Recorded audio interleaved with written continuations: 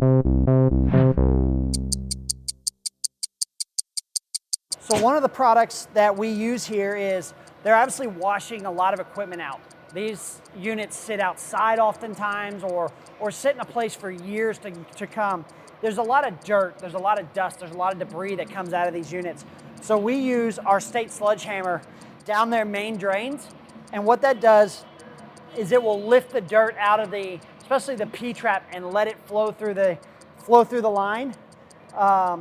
We know from this facility that if we don't do this on a regular basis, these lines will clog.